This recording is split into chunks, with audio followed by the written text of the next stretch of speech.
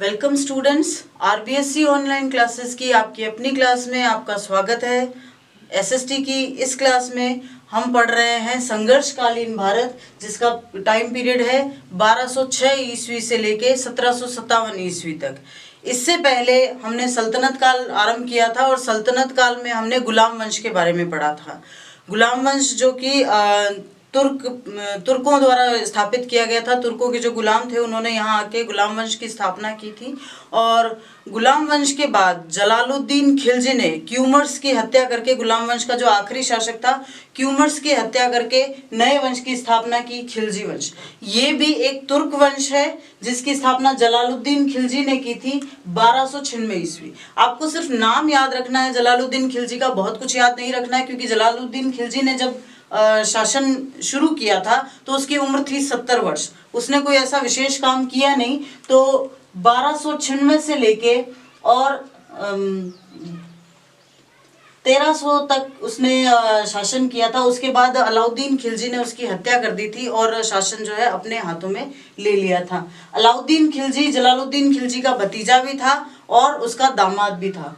अलाउद्दीन खिलजी जो है खिलजी वंश का सबसे महत्वपूर्ण शासक है। तो इसी के बारे में अपन सारी जानकारी एक बार ले लेते हैं। अलाउद्दीन खिलजी ने सिकंदर सानी की उपाधि धारण की थी। सिकंदर सानी का मतलब होता है दूसरा सिकंदर, मतलब वो उसके बराबर है। जैसा सिकंदर था वैसा उसने ऐसी उपाधि धारण की थी। वो अपने आप को सिकंदर कहता था और इसीलिए उसने सारे सैनिक अभियान शुरू कर दिए थे, चाहे राजस्थान के राजपूतों को जीतने के हो, गुजरात की तरफ के हो या दक्षिण भारत की तरफ से। उसने सिकंदर की तरह सिर्फ जो है सैन्य अभियान चलाए बहुत ज्यादा और बहुत भारत को जो है बहुत बड़े हिस्से को उसने जीता। उसके उसी क्रम में कुछ एक महत्वपूर्ण नाम लिखे हुए हैं, आप इनको ध्यान में रखना है। सबसे पहला बघेल राजा राय कर्णदेव के साथ उसका युद्ध हुआ था और उसने उनको हरा के गुजरात का एक बहुत बड़ा हिस्सा जीता था। उसके बाद 1301 में रणथंभौर पर उसने आक्रमण किया और रणथंभौर का उस समय शासक थे हमीर देव। और 1303 में चित्तौड़ पर आक्रमण किया, रावल रतन सिंह उस समय वहां के शासक थे। और उसके समय में रणथंभौर पर जब उसने आक्रमण किया तो राजस्थान का पहला साका हुआ।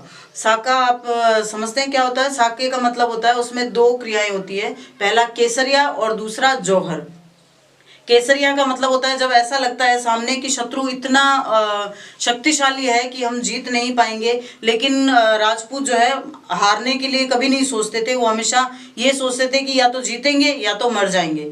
तो ऐसी स्थिति में वो केसरिया रंग का साफा बांध के और उस साफे को अपना कफन मान के और फिर युद्ध भूमि में कूद जाते थे। तो उस प्रक्रिया को केसरिया कहते हैं। और जब वो ऐसा करते थे तो जो पीछे रानियां होती थी, जो दुर्ग में रहने वाली महिलाएं होती थी, वो अपने प्राण त्याग देती थी, या तो अग्नि में या फिर जल में डूब के।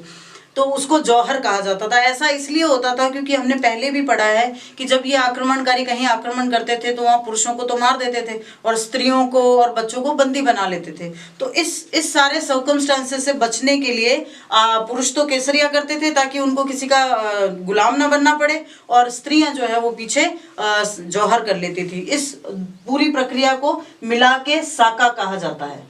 ठीक है। तो 1301 में रणथंभौर पर आक्रमण किया, वहां भी साका हुआ था, वहां जो है जल जौहर किया गया था। ये पूरी डिटेल हम बाद में जरूर पढ़ेंगे क्योंकि हमीर देव भी आपके एक पूरा टॉपिक दिया हुआ है।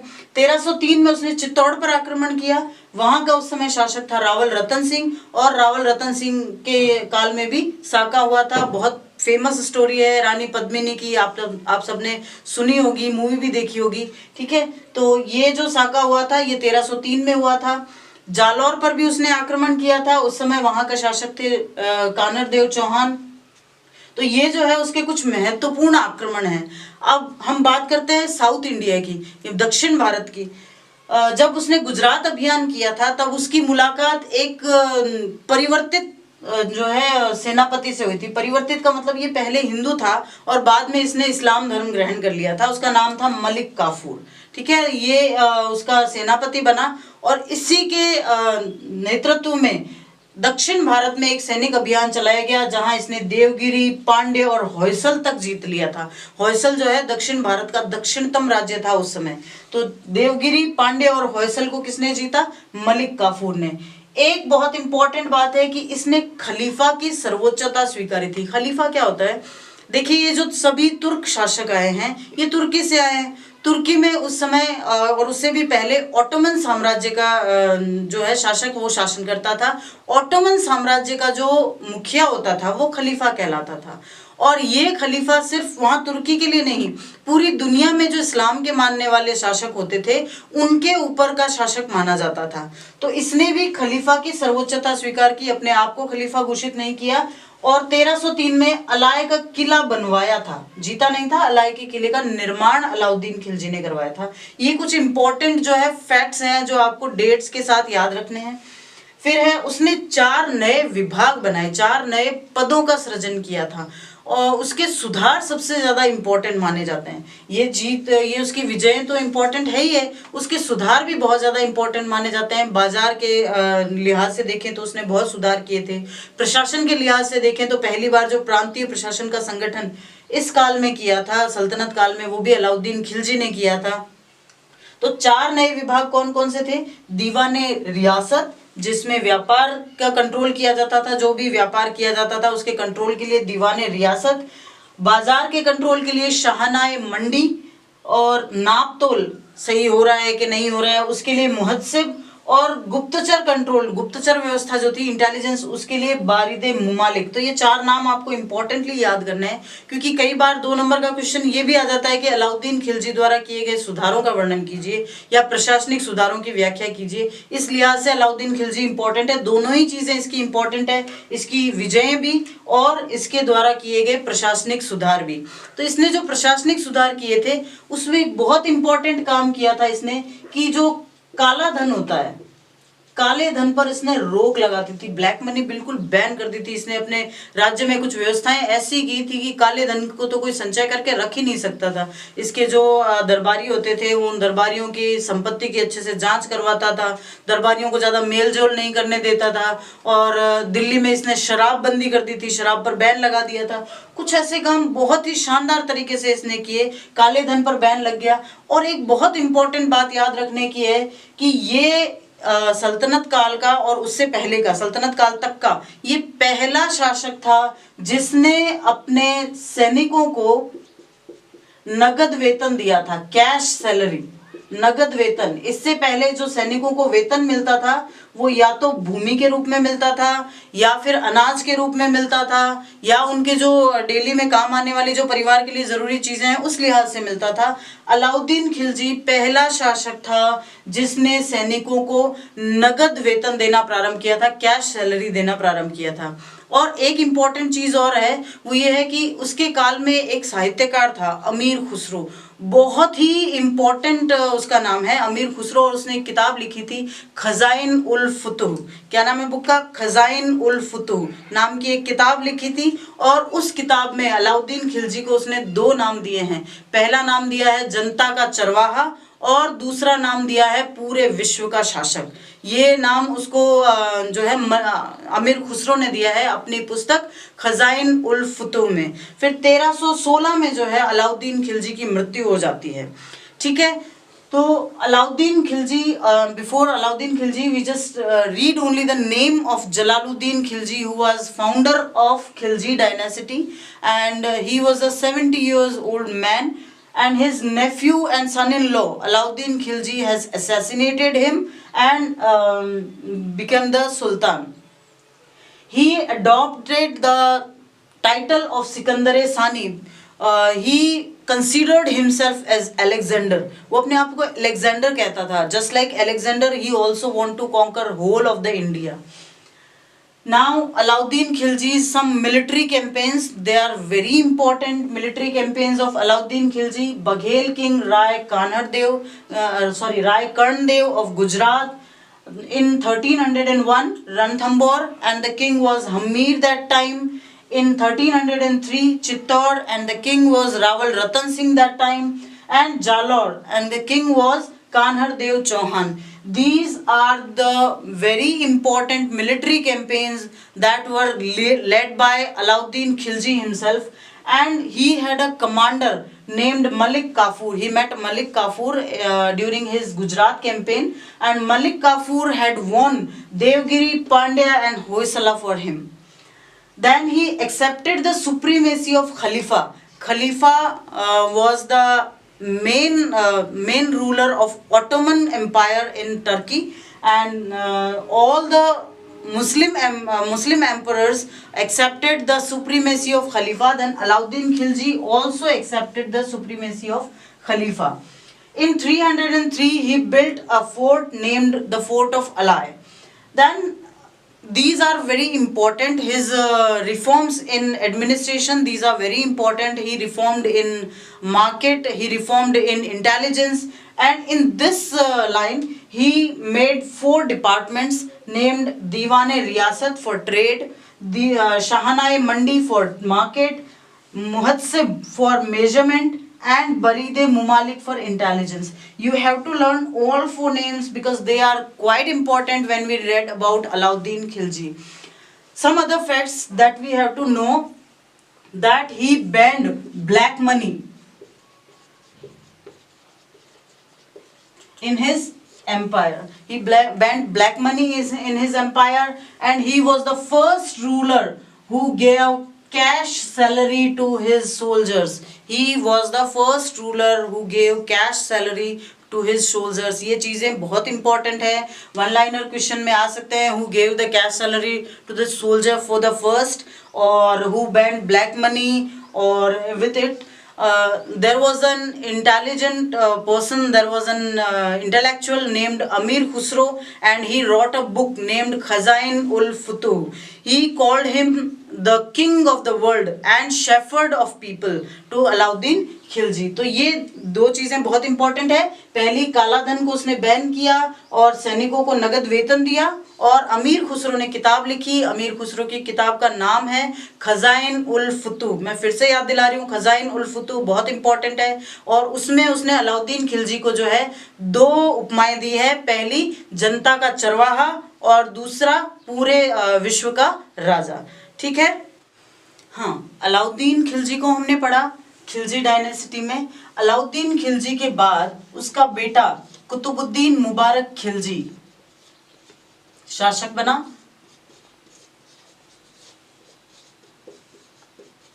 इसको कहीं कहीं कुतुबुद्दीन मुबारक शाह भी कहा जाता है और कुतुबुद्दीन मुबारक खिलजी भी कहा जाता है.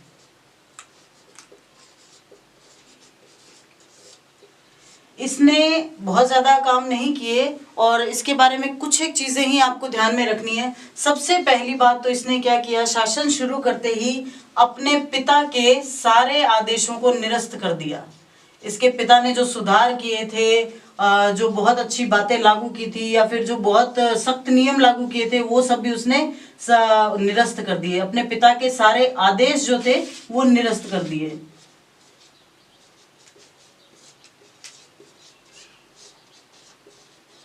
अपने पिता के जो भी आदेश थे कि भाई बाजार के मामले में, या जैसे दिल्ली में शराबबंदी करनी हो, वो सब इसने निरस्त कर दिए थे. और एक और काम किया था जो अपने पिता से बिल्कुल उलट था, कि इसने स्वयं को खलीफा घोषित कर दिया. इसने ये कहा कि पिताजी नहीं थे, कोई बात नहीं, मैं खुद ही खलीफा अपने आप को घोषित कर रहा हूं. इसने स्वयं को खलीफा घोषित कर दिया. ठीक है. और एक छोटी सी चीज और याद रखनी है कि इसने जो है उल वासिक बिल्लाह की उपाधि धारण की थी. उल वासिक बिल्लाह का मतलब होता है अल्लाह के बाद जिसका नंबर आता है वो उल वासिक बिल्लाह. मतलब अगर सबसे बड़ा अल्लाह है और उसके बाद अगर कोई है तो मैं हूँ. तो बस ये छोटी सी 3 बातें इसके बारे में याद रखनी है कुतुबुद्दीन मुबारक खिलजी के बारे में. और इसकी हत्या कर दी थी नासिरुद्दीन खुसरो शाह ने. इसकी हत्या हो गई थी और उसके बाद में नासिरुद्दीन खुसरो शाह जो है वो इसके बाद शासक बन गया था. ठीक है. तो इसके बाद हम पढ़ते हैं नासिरुद्दीन खुसरो शाह के बारे में.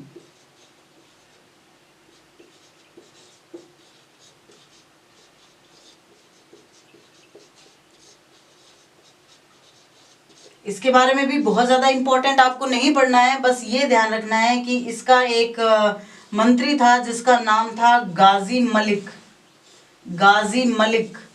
ठीक है ना. गाजी मलिक ने इसकी हत्या की और खुद जो है गयासुद्दीन तुगलक के नाम से तुगलक वंश नया शुरू करता है और यहाँ से खिलजी डायनेसिटी का अंत हो जाता है 1320 में। 1320 में गाजी मलिक ने जो है नासिरुद्दीन खुसरो शाह की हत्या कर दी और अपने आप को गयासुद्दीन तुगलक का नाम दिया और तुगलक वंश की स्थापना की और यहाँ खिलजी वंश का अंत हो गया। After Alauddin, Qutbuddin Mubarak Khilji had become the Sultan and he had given only three specific things.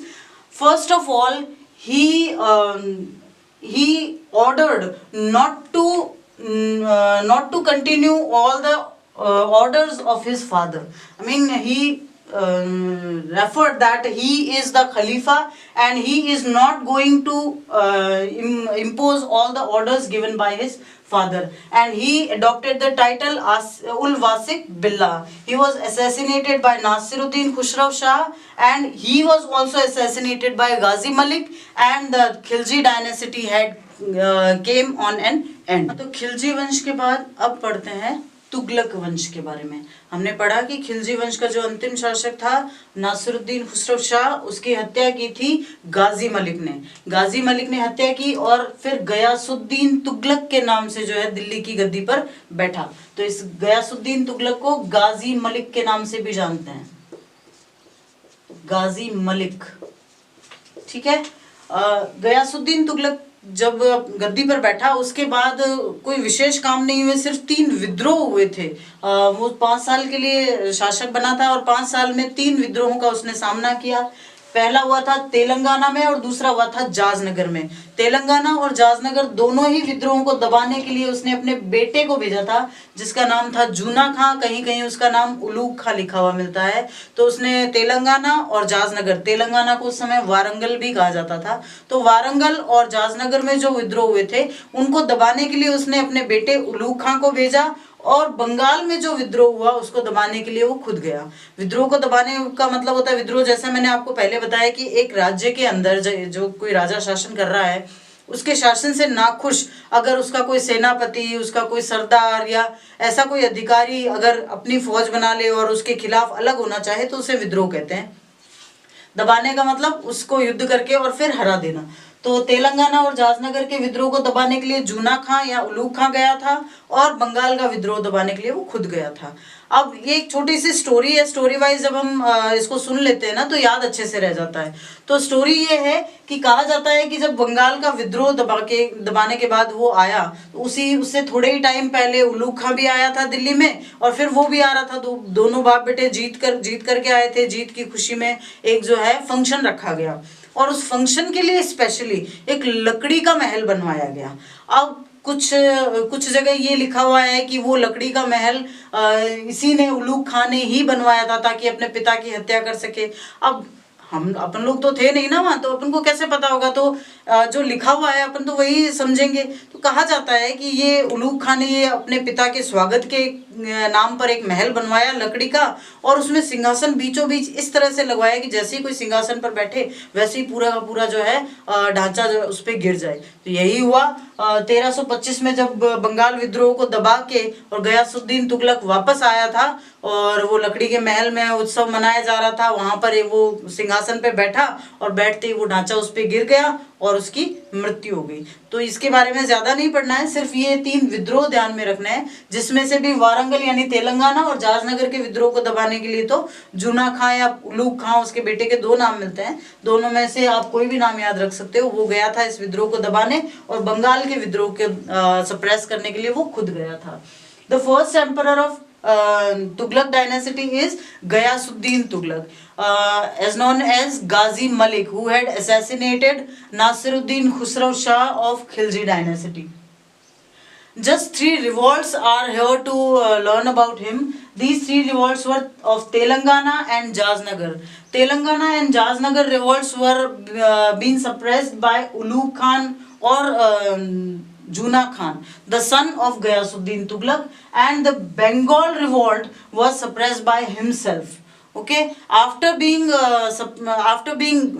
won the revolts, when he came, a function was there held for his welcome, in the capital, and it is said that the structure of wooden palace had fallen on himself had fallen on him, and in 1325 he had died because of the structure fallen. ठीक है, उसके बाद में मोहम्मद बिन तुगलक शासक बना। मोहम्मद बिन तुगलक यही है, ये जूना खां उलूग खां जो हम करते हैं ना, इसी ने अपना नाम फिर मोहम्मद बिन तुगलक रखा। अब मोहम्मद बिन तुगलक को इतिहास में दो नामों से जाना जाता है, एक रक्त का प्यासा, क्योंकि जैसा मैंने वो छोटी सी स्टोरी आपके सामने एलोबरेट की कि इसने अपने पिता की हत्या कर दी थी शासन पाने के लिए, तो इसलिए इसको रक्त का प्यासा कहा जाता है। और दूसरा इसको कहा जाता है अंतर विरोधों का विस्मयकारी मिश्रण। ये भारी भरकम हिंदी शब्द है, लेकिन आपको याद तो करना पड़ेगा। तो अंतर विरोधों का विस्मयकारी मिश्रण इसको क्यों कहते हैं? देखो, अंतर विरोध कहते हैं जब हम कोई प्लानिंग करते हैं लेकिन हम उसके लिए खुद ही श्योर नहीं होते कि ये सक्सेसफुल होगी कि नहीं होगी, है ना, तो वो होता है हमारे बीच का जो है अंतर विरोध होता है। और ये विस्मयकारी मिश्रण इसलिए कहा जाता है क्योंकि एक नहीं, इसने खूब सारी ऐसी प्लानिंग्स बनाई थी जो बिल्कुल ही सक्सेसफुल नहीं हुई। हालांकि इसकी प्लानिंग्स ऐसी थी, इसकी योजनाएं जो थी वो ऐसी थी कि अपने समय से बहुत आगे की थी। अगर वास्तव में उन योजनाओं को एक सही समय में सही तरीके से लागू किया जाता तो वो योजनाएं बहुत क्रांतिकारी सिद्ध हो सकती थी, लेकिन कुछ कारण रहा होगा कि जिसकी वजह से इसकी योजनाएं सफल नहीं हुई और ये नाम इसको मिला अंतर विरोधों का विस्मयकारी मिश्रण। अब मोहम्मद बिन तुगलक को जब हम पढ़ते हैं तो सबसे इंपॉर्टेंट टॉपिक ही यही होता है जो उसकी योजनाएं बनाई गई थी। उसकी योजनाओं का वर्णन जो है बर्नी ने किया है। देखो, यहाँ आपको एक छोटा सा कंफ्यूजन हो सकता है। हमें इतिहासकारों का जब नाम पढ़ने को मिलता है तो हमने एक इतिहासकार और पढ़ा है, मंगबर्नी। मंगबर्नी और बर्नी दोनों अलग अलग है, ये ध्यान रखना। मंगबर्नी और बर्नी दोनों अलग अलग है। तो जो मोहम्मद बिन तुगलक ने योजनाएं बनाई उसका वर्णन करने वाला इतिहासकार था बर्नी, और उसने 5 मुख्य योजनाएं बताई है जो फेल हो गई थी इसकी। पहली है दोआब कर में वृद्धि। दोआब क्या होता है, मैंने पहले भी आपको बताया। दोआब कहते हैं 2 नदियों के बीच की उपजाऊ जमीन को। तो भारत में 2 मुख्य नदियां हैं, गंगा और यमुना, और इनके बीच में जो एक बड़ा सारा समतल मैदान है जो बहुत ही उपजाऊ जमीन है उसको दोआब कहा जाता है। इसने क्या किया, वहां टैक्स में बढ़ोतरी कर दी। पहले ये टैक्स जो है वो लगभग 30% लिया जाता था, कुल उपज का 30%। इसने क्या किया, उस टैक्स को 50% कर दिया। अच्छा, किस्मत खराब कह दो या सही से प्लानिंग की नहीं गई, उसी साल क्या हुआ, अकाल पड़ गया। अकाल पड़ते ही इसकी ये योजना बिल्कुल फेल हो गई। एक तो लोग टैक्स नहीं दे पाए, दूसरा इसने टैक्स लेने के लिए उन पर बहुत अत्याचार किए तो लोग विरोध में आ गए, टैक्स भी नहीं दे पाए और इसकी योजना असफल हुई। दूसरा, इसने देवगिरी को राजधानी बनाना चाहा। देवगिरी जो है वो साउथ इंडिया की तरफ है, दिल्ली से ये राजधानी देवगिरी बनाना चाहता था। तो इसने क्या किया कि सारे दिल्ली के लोगों को कहा कि देवगिरी की तरफ चलो। तो अब वहां जाते जाते रास्ते में महामारी भी फैल गई और कुछ ऐसा हुआ कि बहुत प्रॉब्लम्स क्रिएट हुई। लोग हर जगह एक जल्दी से जो है सेट हो नहीं पाते, जिसको हम अडेप्टेशन कहते हैं, वो अडेप्ट हो नहीं पाते हैं किसी जगह पे। तो वो देवगिरी को राजधानी बनाने के लिए निकले तो थे सब जने दिल्ली से, लेकिन ऐसा हो नहीं पाया और आधे रास्ते से उनको वापस आना पड़ा था। तो देवगिरी को राजधानी बनाने की जो योजना थी ये भी असफल हुई। सांकेतिक मुद्रा का प्रचलन। सांकेतिक मुद्रा क्या होती है? देखो, मुद्रा क्या होती है, वो पैसे या वो धन जिससे हम लेन देन करते हैं वो मुद्रा कहलाती है। सांकेतिक मुद्रा को आप ऐसे समझिए जैसे आज के टाइम में हम नोट का लेन देन करते हैं। क्या उस कागज के टुकड़े की कीमत वास्तव में उतनी है जितनी हम देते हैं? एक 100 रुपए के नोट की कीमत क्या वास्तव में 100 रुपए जितनी है? नहीं, लेकिन सरकार उसके लिए जिम्मेदार है ना। लिखा होता है ना नोट पे कि हम धारक को इतने रुपए अदा करने का वचन देते हैं, तो सरकार उसके लिए जिम्मेदार है। इसलिए वो क्या है, वो सांकेतिक मुद्रा है। वो सरकार की तरफ से संकेत है कि हाँ, आप लेन देन इसमें कर सकते हो। इसने भी, अब सोचो आज के टाइम में हम ये काम करते हैं, तो इसने उस टाइम में ये काम करने का सोचा, तो इसका दिमाग बहुत तेज था, ये बहुत इंटेलिजेंट था, लेकिन वो जो योजना थी वो सफल नहीं हो पाई। क्यों नहीं हो पाई? उस समय सिक्के चलते थे सोने और चांदी के, और हम जानते हैं कि सोना और चांदी जो है वो शुरू से ही बहुत महंगी धातुएं रही है। तो सोने और चांदी को अगर सिक्के प्रॉपरली नहीं भी डले होते हैं, फिर भी अगर आप सोना किसी को देते हो, चांदी किसी को देते हो बिना किसी शेप में भी, तो भी वो उतना ही कीमती होता है। तो सिक्के चल रहे थे सोने और चांदी के। इसने क्या किया, तांबे और कांसे के मुद्रे, कांसा का जो है वो सिक्के चलाए। कांसा धातु जो है वो इतनी महंगी नहीं होती, तो जो तांबे और कांसे के जो सिक्के चलाए इसने, लोगों ने फिर क्या किया, घर घर कांसे के सिक्के ढालने शुरू कर दिए। क्योंकि ऐसा कोई, जैसे आजकल इतनी सारी टेक्नोलॉजी होती है कि उसके अंदर हम कुछ ऐसा लगा सकें जो हर कोई नहीं छाप सके, हमें पता चल जाता है, उसमें कुछ ऐसा मार्क लगा हुआ होता है जो सिर्फ गवर्नमेंट लगा सकती है। ये सब चीजें उस टाइम तो थी नहीं, इतनी टेक्नोलॉजी तो थी नहीं। तो जो सांकेतिक मुद्रा है वो घर घर में लोगों ने सिक्के डालने शुरू कर दिए, तो इससे भी राज्य को बहुत नुकसान हुआ और ये योजना भी बिल्कुल फेल हो गई। फिर एक है खुरासान पर आक्रमण।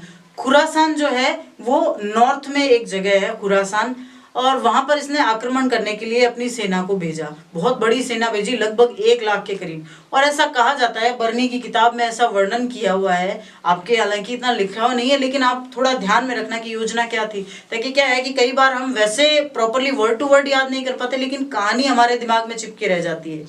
तो ये कहा जाता है कि खुरासान पर आक्रमण करने के लिए 1 लाख सैनिक गए और सिर्फ 3 जने लौट के आए। वो मतलब वहां पहुंचे उससे पहले ही उन पर बहुत ज्यादा महामारी का आक्रमण हो गया। यहाँ तक कि एक जगह ऐसी आई जहां मधुमक्खियों ने आक्रमण कर दिया और फिर वो बहुत जने उसी में मर गए थे। तो वहां आक्रमण करने गए, फिर वहां की सेना और भी ज्यादा मजबूत निकली, तो उन्होंने उनको वहां से खदेड़ दिया। 1 लाख सैनिकों में से सिर्फ 3 सैनिक वापस आ पाए। फिर है कराचिल अभियान। देखो यहाँ आक्रमण नहीं लिखा है, यहाँ अभियान लिखा है। अभियान इसलिए लिखा है कि इसने सोचा था कि ऐसा करेंगे। खुरासान की तरह ही कराचिल भी एक जगह है जो बहुत ज्यादा उपजाऊ थी, तो इसने सोचा कि उसको क्यों नहीं उसको अपने राज्य में मिला लिया जाए। तो इसने कराचिल अभियान के लिए अपने सैनिकों से कहा। गलती इसने क्या की, इसने फिर गलती ये की कि अपने सैनिकों को जो है पूरा का पूरा एडवांस वेतन दे दिया, कि साल भर का या 6 महीने का, जो भी इसको लगा कि हाँ प्रॉपर टाइमिंग होगा उतना इसने एडवांस वेतन दे दिया। एडवांस वेतन ले लिया सैनिकों ने, और कई जने कोई बहाना बनाकर कुछ करके, या मतलब उतने सैनिक इसके पास फिर हो नहीं पाए जितने उसको अभियान के लिए चाहिए थे। तो यहाँ नुकसान भी हो गया और ये सफल भी नहीं हुआ। तो इसी वजह से ये कई सारी घटनाएं, कई सारी बातें इसके टाइम में ऐसी हुई कि ऐसा लगता है कि बेचारा करना कुछ चाह रहा था, हो कुछ गया, इसलिए इसको ये नाम दिया गया अंतर विरोधों का विस्मयकारी मिश्रण। एक बहुत ही मजाकिया भी कह सकते हैं और इम्पोर्टेंट भी। इब्न बतूता नाम का एक व्यक्ति था जो मोरक्को का था। हमने पढ़ा ना कि जैसे फाहियान आया चीन से या मेगस्थनीज आया, वैसे इब्न बतूता नाम का एक विजिटर था, एक यात्री था जो मोरक्को से भारत आया था 1333 ईस्वी में। अब बेचारा आया है भारत कुछ जानने, समझने, सीखने के लिए। इसने क्या किया, इसके दरबार में आया, इसके दरबार में आते ही वो उससे प्रभावित हो गया, प्रभावित होते ही उसको दिल्ली का काजी बना दिया। अब वो आया है घूमने, कुछ जानने, कुछ सीखने, समझने, और उसको नौकरी जबरदस्ती दे दी कि आप दिल्ली के काजी हो। वो बेचारा 2 4 5 साल तो चुपचाप बैठा रहा, वहाँ काम करता रहा। फिर अचानक इसको क्या सूझी कि 1342 में उसको चीन का राजदूत बना के भेज दिया। जैसे ही चीन का राजदूत बना के भेजा गया, इब्न बतूता जो है वो चीन नहीं गया, चीन के रास्ते से होकर अपना देश भाग गया बेचारा, के चलो जान छूटी। तो ये भी चीजें जो है फिर उसने जाके किताब लिखी और उस किताब में बहुत इसके बारे में बुराइयां लिखी। तो ये सारी चीजें जो है करना कुछ चाह रहा था, हो कुछ गया, ठीक है ना। तो ऐसी इसकी स्टोरीज हैं। और फिर 1351 ईस्वी में इसकी मृत्यु हो गई। Now let's talk about Mohammad bin Tughlaq. Okay, Muhammad bin Tughlaq was the son of Ghiyasuddin Tughlaq, and he is told an amazing mixture of contradictions. Contradictions means we want to do something but we can't, or we are just unable to do, or we don't know whatever we want to do. So this is the thing which is called contradiction, and he was called an amazing mixture of contradictions. With it, he is called a bloody thirsty person. Bloody thirsty because he had assassinated his own father just because getting at the throne. Okay, so why he is called an amazing mixture of contradictions? According to Barni, Barni is an intellectual and he wrote a book about Muhammad bin Tughlaq, and he told in his book that he had made 5 plans. 5 plans. First was enhancing land text in Doab. Doab is a very fertile area between Ganga and Yamuna river, and he has enhanced the land text there. But at the same time, the drought had took place and people couldn't able to pay the tax, and the plan become failed. Then he tried to shift the capital to Devgiri, but circumstances again happened and he couldn't do that. Then introduction of token money. Token money, as we are using currency today's time, just that token money. The coins that were in flow were of gold and silver, but he introduced them in copper, and bronze. But people started making coin at their home themselves. Then the plan again become failed. Then attack on Khurasan. It is said that a lakh of soldiers went there to attack on Khurasan, but returned only 3%. So this plan also got failed. Then Karachil campaign. Karachil campaign, he started to dream about winning Karachil and had paid advance salary to his soldiers, but they didn't even ready to go on their campaign, and that's why this plan also became failed. So these were the plans that got failed in his time, and because of these plans, he is called an amazing mixture of contradictions, and it is an important point to learn about Muhammad bin Tughlaq. With it, you have to learn about Ibn Battuta. He was a visitor of Morocco. He came in India in 1333 AD, but Muhammad bin Tughlaq didn't let him go. Didn't let him go again on to his country, and let him stay here only, and just imposed him a job of Qazi, a job of judge in Delhi. This is a story very amazing about Ibn Battuta, and after reaching his country, he wrote a book about Muhammad bin Tughlaq and wrote a lots of shit about him. Then in 1351 51 AD he died, but it is an important ruler to learn about Tughlaq dynasty. जब हम तुगलक वंश पढ़ते हैं तो मोहम्मद बिन तुगलक एक बहुत ही important शासक है, और इसके बाद में आने वाले शासक भी एक जो है वो बहुत इम्पोर्टेंट है. अब उसके बारे में पढ़. तो मोहम्मद बिन तुगलक के बाद एक और बहुत इम्पोर्टेंट शासक हुआ तुगलक वंश में, फिरोज शाह तुगलक. ये भी इम्पोर्टेंट है उतना ही जितना कि आप मोहम्मद बिन तुगलक को पढ़ते हो. मोहम्मद बिन तुगलक को हम पढ़ते हैं, उसकी जो योजनाएं थी लेकिन वो सफल नहीं हो पाई उनके लिए, और फिरोज शाह तुगलक ने कुछ ऐसे परिवर्तन किए शासन में जो कुछ सफल भी रहे, कुछ नहीं भी रहे. उन सब के लिए हम पढ़ते हैं. फिरोज शाह तुगलक ने सबसे पहला काम क्या किया, जो सरकारी नौकरी होती है और जो सेना में नौकरी होती है, देखो दोनों ही चीजें, चाहे सरकारी नौकरी हो चाहे सेना की भर्ती हो, उन दोनों को वंशानुगत कर दिया. वंशानुगत करने का क्या मतलब है कि कोई टेस्ट नहीं लिया जाएगा कि वो ईमानदार है कि नहीं है, वो योग्य है कि नहीं है. सिर्फ वो अगर सैनिक का बेटा है तो उसको सैनिक बना दो, सिर्फ वो अगर वो किसी सरकारी एम्प्लॉय का बेटा है तो उसको उस जगह दे दो. मतलब ये बहुत ही गलत काम किया. हालांकि बाद में उसने खुद ही इस नियम को पलटा, लेकिन उसने सबसे पहला नियम यही बनाया कि सरकारी नौकरी और सेना में भर्ती को वंशानुगत कर दिया. जो जिसका बेटा है उसको बाद में वही नौकरी मिल जाती थी. एक बहुत ही इंपॉर्टेंट बात है, याद रखना, इसने फिरोजाबाद और जौनपुर नाम के दो नगर बसाए थे. फिरोजाबाद तो अपने नाम पर ही बसाया था, ठीक है, तो फिरोजाबाद और जौनपुर नाम के दो नगर बसाए. एक बहुत इंपॉर्टेंट चीज कि भारतवर्ष में सबसे पहले नहरें खुदवाने का श्रेय जो है वो फिरोज शाह तुगलक को जाता है, और इसने हांसी और सिरसा दोनों ही जो है हरियाणा में है. आजकल जो हरियाणा है उसमें है. हांसी और सिरसा में नहरें खुदवाई थी. उस समय हांसी और सिरसा में अकाल पड़ा था, और जो उनके सबसे नजदीकी जो नदी निकलती थी वहां से उसने नहरें वहां तक खुदवाकर और पानी पहुंचाया था सिंचाई के लिए. एक बात और है कि इसने गैर मुस्लिम यानी कि जो मुस्लिम नहीं है वो, और शिया समर्थक. शिया क्या होते हैं, मुस्लिम धर्म के ही दो अलग अलग पंथ होते हैं, सुन्नी पंथ और शिया पंथ. तो ये सुन्नी पंथ से का समर्थक था, और इसने शिया समर्थकों पर बहुत अत्याचार किए थे. 4 तरह के इसने कर लगाए थे, खराज, जकात, खम्स और जजिया. खराज जो है वो भूमि कर कहलाता है, जो मतलब भूमि पर लगाया जाता है ना कि ये इतनी भूमि को जोत रहा है तो इसकी जो उपज होगी उसका इतना % राज्य को मिलेगा, तो वो भूमि कर क्या कहलाता है, खराज. जकात कहते हैं, जकात एक धार्मिक कर है जो मुस्लिम होते हैं वो अपनी आमदनी का एक निश्चित हिस्सा दान धर्म के लिए रखते हैं, राज्य को नहीं देते, दान धर्म के लिए रखते हैं. तो उसने दान धर्म के लिए वही वो कर अप्लाई किया था, वो था जकात. फिर है खम्स. खम्स कहते हैं जो राज्य किसी पर आक्रमण करता है उसके बाद में वहां जो लूटपाट होती है, ठीक है, वहां जो भी लूटपाट होती है उसको खम्स कहा जाता है। तो खम्स का मतलब होता है अगर किसी फौज के टुकड़े ने कहीं आक्रमण किया है और वहां से कुछ लूटा है तो उसका एक निश्चित हिस्सा राज्य में खजाने में जमा कर दिया जाता था और बाकी का उन्हीं सैनिकों में बांट दिया जाता था, इसको खम्स कहते थे। और जजिया, जजिया कर जो है वो गैर मुस्लिमों पे लगाया जाता है, सिर्फ इसलिए कि वो मुस्लिम नहीं है इसलिए उन पर एक कर लगाया जाता था जिसका नाम था जजिया। तो ये 4 कर इसके शासनकाल में काम लगे हुए थे।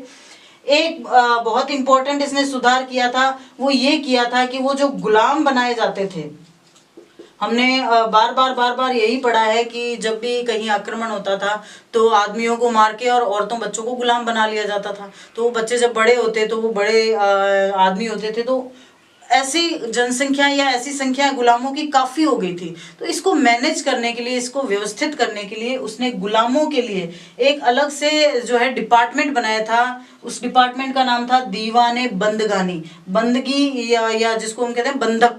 तो दीवाने बंदगानी नाम का एक अलग डिपार्टमेंट बनाया था और वहाँ वो डिपार्टमेंट गुलामों को मैनेज करने का काम करता था।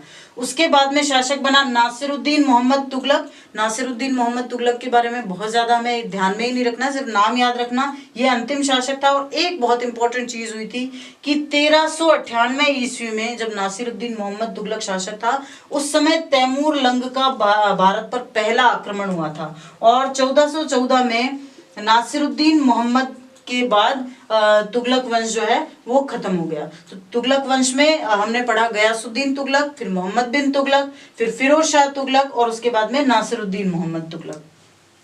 Okay, let's continue with the Tughlaq dynasty. We have read about Muhammad bin Tughlaq and now Firoz Shah Tughlaq.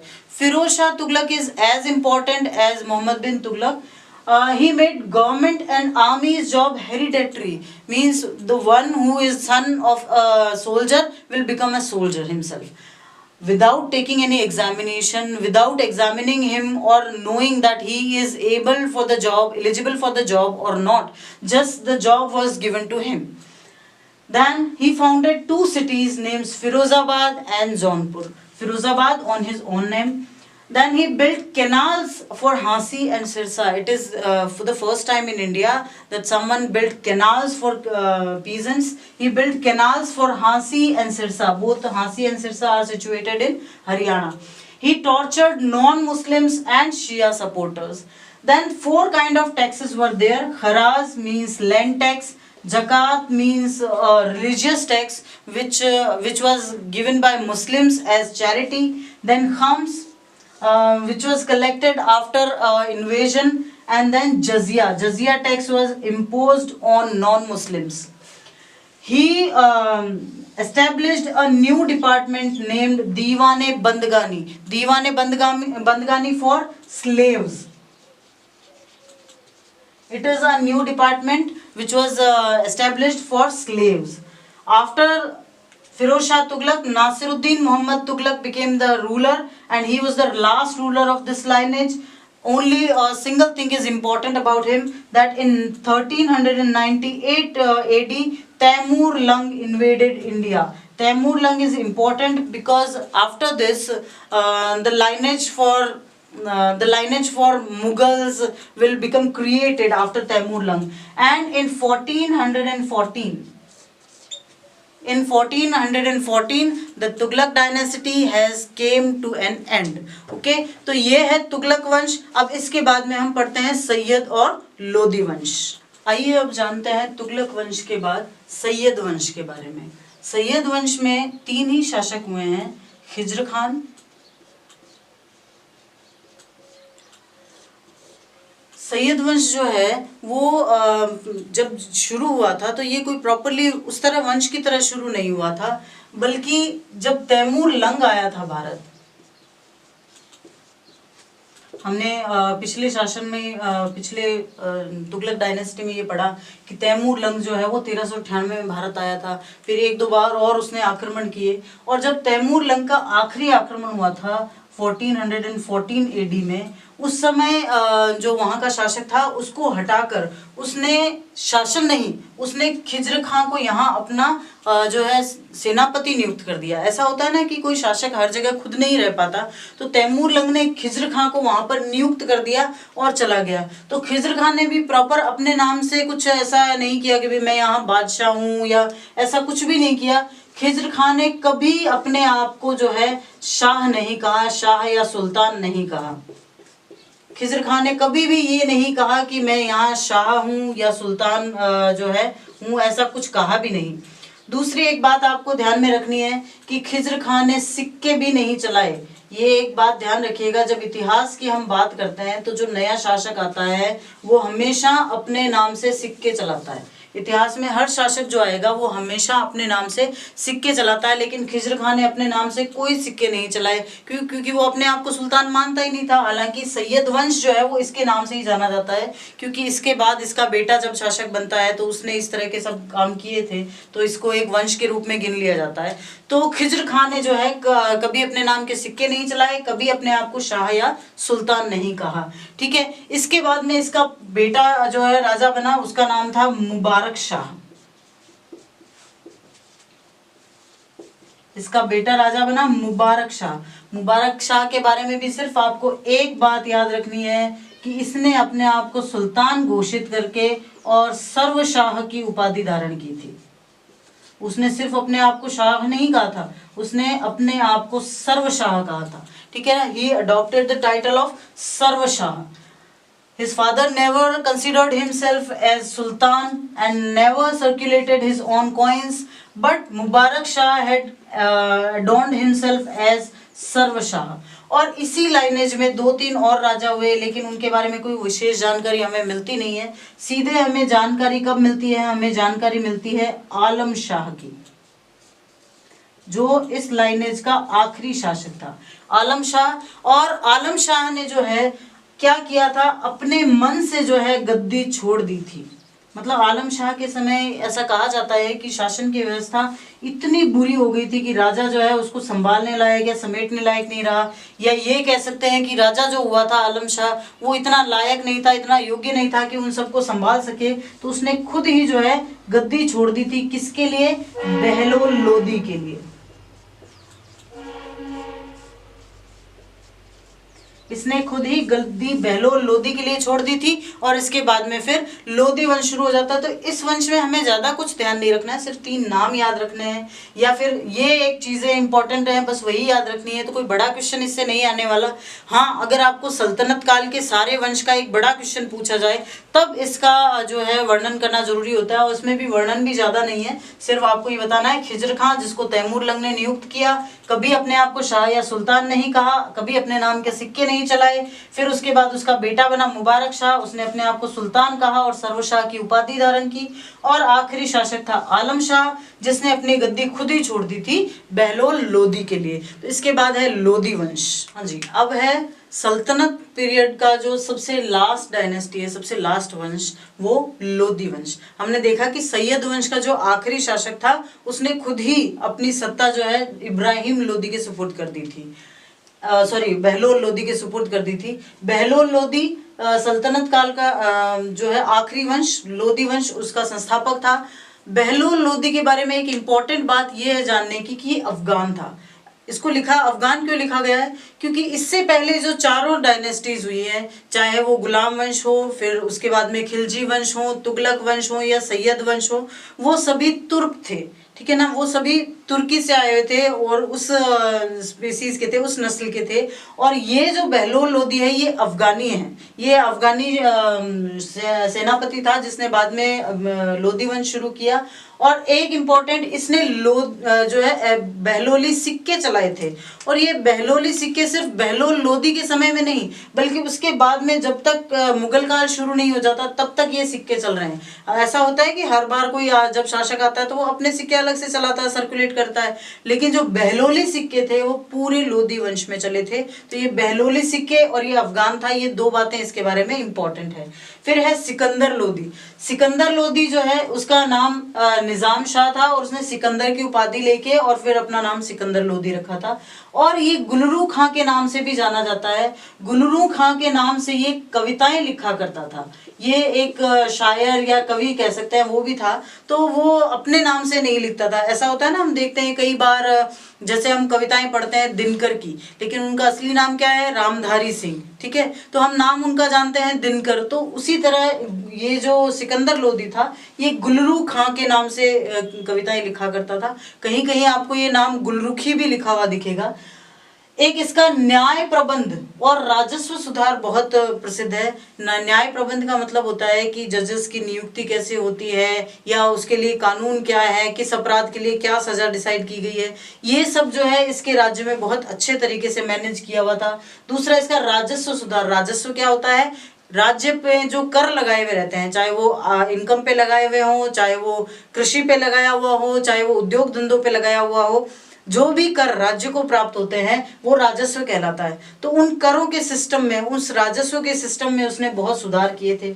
एक बहुत ही ज्यादा इंपॉर्टेंट है सिकंदरी गज, इसने चलाया था। जब उस समय सिकंदर लोदी शासन कर रहा था, बहुत ज्यादा नाप जोप करने की जो है बहुत अच्छी उन्नत तकनीक नहीं थी। तो इसने एक स्केल, एक पैमाना निर्धारित किया था। देखो, हम जैसे नापते हैं ना कि ये 1 सेंटीमीटर होता है, और जो 15 सेंटीमीटर है वो मिलके स्केल के नीचे की तरफ देखो वो कितने हो जाते हैं, वो 6 इंचेस हो जाते हैं। तो इस तरह के पैमाने होते हैं। तो उस पैमानों के तहत इसने एक 30 इंच का सिकंदरी गज चलाया था, जो उसी के आधार पर भूमि की नापतोल हुआ करती थी। एक 1504 में इसने आगरा नगर बसाया था। हम सब जानते हैं आगरा कहाँ है, और आगरा नगर को बसाने का काम जो है सिकंदर लोदी ने किया था। एक बात, एक फैक्ट इसमें थोड़ा नोट डाउन कर लेना कि जो नई वाली बुक्स आई हैं राजस्थान गवर्नमेंट की, राजस्थान बोर्ड की, उसमें कहीं कहीं 1506 भी लिखा हुआ है। तो बोर्ड को तो हम खैर डिनाई नहीं कर सकते, लेकिन अगर फैक्ट देखे जाए, पुरानी किताबों से देखा जाए, और जो कई सारी किताबें भी हम पढ़ते हैं, वहाँ 1504 ही लिखा हुआ है। तो वो आप उस हिसाब से डिसाइड करना है आपको, ठीक है। तो 1504 में इसने आगरा नगर बसाया था, और 1517 में इसकी मृत्यु हो गई थी। तो बहुत ज्यादा कुछ नहीं है इसमें वर्णन करने लायक। कुछ एक चीजें हैं, एक तो ये गुलरू खां के नाम से कविताएं लिखा करता था। न्याय प्रबंध और राजस्व सुधार बहुत प्रसिद्ध है इसका। सिकंदरी गज की इसने चलन शुरू की थी, और वो सिकंदरी गज कितना होता था, 30 इंच के करीब होता था। 1504 में इसने आगरा नगर बसाया था। ये कुछ फैक्ट है जो इसके बारे में ध्यान रखने हैं। बुक्स में ये सब चीजें आपको एक पैराग्राफ के रूप में लिखी मिलती है, तो पैराग्राफ को याद कर पाना इतना शायद इजी नहीं हो पाता अगर आप उनको सिर्फ पॉइंट वाइज और वही चीजें देखो जो आपके लिए लिखने के लिहाज से जरूरी है। फिर इब्राहिम लोदी इसके बाद शासक बना, और इब्राहिम लोदी जब 1517 में शासक बना, उसके बाद से उसने सिर्फ युद्ध लड़े। शासक बनते ही 1517 में और 18 में 2 युद्ध उसने लगातार लड़े थे। 17 में खातोली का युद्ध और 18 में बाड़ी का युद्ध। आपकी बुक में ये सिर्फ ये दिया हुआ है कि इब्राहिम लोदी ने 1517-18 में युद्ध लड़ा, कहाँ लड़ा, और ये कुछ ज्यादा दिया हुआ नहीं है। तो अगर आप याद करना चाहें तो खातोली का युद्ध जो कि 1517 में हुआ था, और बाड़ी का युद्ध जो 1518 में हुआ था, ये दोनों ही युद्ध इसने राणा सांगा के साथ लड़े थे। राणा सांगा मेवाड़ का शासक था, ठीक है। और एक सबसे ज्यादा इंपॉर्टेंट सल्तनत काल की, last but not the least, last है लेकिन सबसे ज्यादा इंपॉर्टेंट चीज ये है, 21 अप्रैल 1526 को पानीपत का प्रथम युद्ध हुआ था। बिल्कुल डेट के साथ आपको लर्न कर लेना है, रट लेना है, दिमाग के किसी कोने में बांध के रख लेना है। 21 अप्रैल 1526 को पानीपत का प्रथम युद्ध लड़ा गया था। पानीपत के प्रथम युद्ध किसके बीच में लड़ा गया था, बाबर और इब्राहिम लोदी के मध्य। बाबर और इब्राहिम लोदी, और इसमें इब्राहिम लोदी हार गया था। और हारते ही क्या हुआ, लोदी और लोदी वंश के साथ साथ सल्तनत काल का भी अंत हो गया। क्योंकि इसके बाद हम क्या पढ़ेंगे, हम पढ़ेंगे मुगल काल, ठीक है। तो लोदी वंश का तो अंत हुआ ही हुआ, क्योंकि इब्राहिम लोदी हार गया, वो उसकी जगह बाबर शासक बन रहा है। तो लोदी वंश का तो हुआ ही हुआ, साथ ही साथ सल्तनत काल भी इसके साथ एंड हो जाता है, और शुरुआत होती है मुगल काल की, जो अपने आप में एक बहुत ही रिच एरा माना जाता है। Let's talk about the last dynasty of Saltanat period. This is Lodi dynasty, and it was established by Behlul Lodi. Behlul Lodi is considered to be an Afghan. Actually, all the dynasties we have earlierly learned about were the Turkish, but this Behlul Lodi is an Afghan. He circulated Behloli coins, and these Behloli coins will be continued till the Mughal period started. Then Sikandar Lodi. Sikandar Lodi is also known as Nizam Shah and Gulru Khan. Gulru Khan is his pen name. He used to write poems with his this name. He known for judicial management and revenue reforms. Judicial management, appointment of judges, and to make laws properly for a crime, for punishments, and revenue reforms. Revenue means the taxation, the process of taxation. He made many reforms in revenue systems. Then he built Agra town in 1504 AD, and he died in 1570 AD. Then last but not the least, Ibrahim Lodi. Ibrahim Lodi was the last ruler of this dynasty, this lineage, and this era also. Not only this dynasty. He first fought the war of Khatoli and war of Badi, both with Rana Sanga, and Rana Sanga won the battles. Then the last thing, which is the most important thing you have to learn about, that on 21st April 1526, the first battle of Panipat, the first war of Panipat took place, and it took place between Babur and Ibrahim Lodi. The war was fought, Babur versus Ibrahim Lodi, and with this war, end of sultanate period and started Mughal period. तो अब ये जो Mughal period start होगा ये भी बहुत important है. ये चैप्टर पूरा ही आपके लिए बहुत इंपॉर्टेंट है. देखिए, अगर आप इस चैप्टर को सिर्फ इस लिहाज से पढ़ते हैं कि इतिहास है, हमें ये नाम याद करना है, ये तो शायद थोड़ा मुश्किल हो जाएगा. इसको कहानियों के रूप में आप अगर रिवाइज करोगे तो शायद ज़्यादा इजीली याद होगा कि इसके बाद में ये शासक हुआ.